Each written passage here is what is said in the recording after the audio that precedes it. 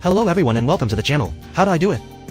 Now I bring you these 5 tips to use in your kitchen that I know that at least one of them will be very useful and will make things easier for you when you prepare food or are cleaning it. As always, very easy to make and with things you already have in your homes. So without further ado, let's see what they are.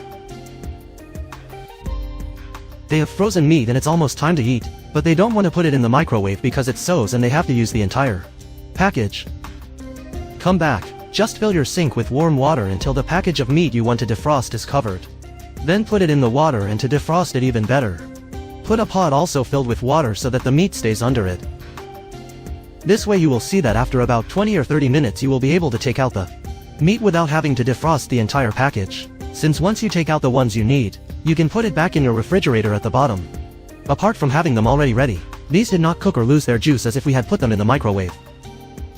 It is worth mentioning that the water they use can be used again to fill a toilet, so it is not wasted. And speaking of the sink, they want to wash their dishes but they realize that the bucket where they had the soap broken. They even look for a cup or something to use as a container.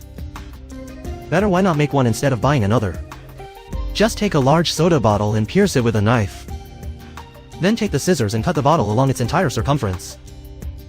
Once you have done it, now determine what size you want your container, which in this case I take as a reference the brand of the same bottle, and cut evenly all around. Since we did it, we just heat a pan that we no longer use and put our pot on it to soften the edges, so we don't cut ourselves when using it. As you can see, it is very smooth and ready to use. Now just add the dishwashing liquid and a little water. Shake and you can start using it. And as you can see, it doesn't look bad at all, and so you won't have to rush to get one to replace it since it will last a long time. I don't know if this image is familiar to you, but generally all the space we have to store kitchen utensils and pots always seems to be very little.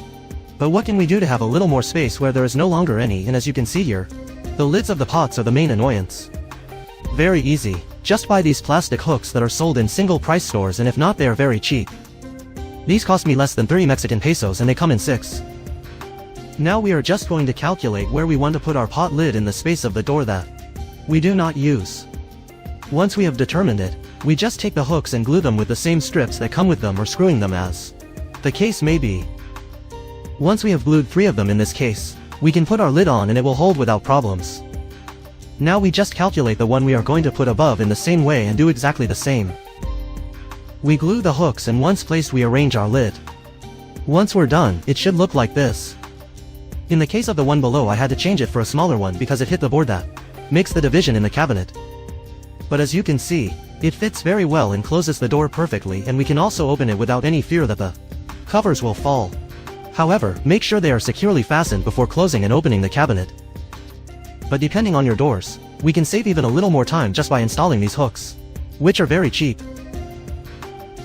They have quite a few cherry or small tomatoes, and they don't want to cut them one by one, either because they are going to serve them for a salad or just to accompany some meat or something.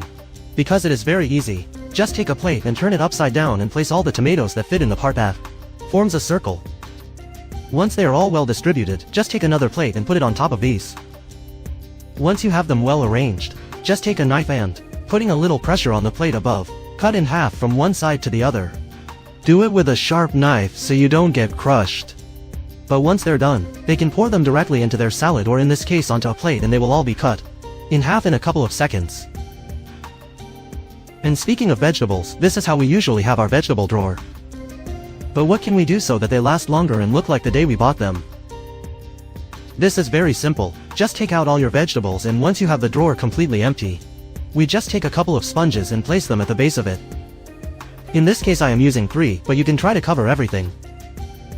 Now we just put our vegetables back in, and what this will do is that the sponges will trap all the moisture that makes the vegetables tend to be waterier or spoil faster even when they are in the refrigerator. You will only have to take out the sponges from time to time to remove any excess liquid they may have, but I assure you that this way they will keep all your food much longer. As you could see, there are 5 other very practical tips for you to use in your kitchens that, apart from being very simple, you are not spending almost anything when making them, since they are with materials that you have in your homes. I am sure that at least one of them will be very useful to you, and if not, it is most likely that it will be useful to some of your family or friends. So show them or share this video. As you already know, if you liked this video, give it a thumbs up, subscribe, share with all your family, friends and acquaintances. Thank you for watching and I hope you liked these tips. As always, see you in the next videos. Thank you.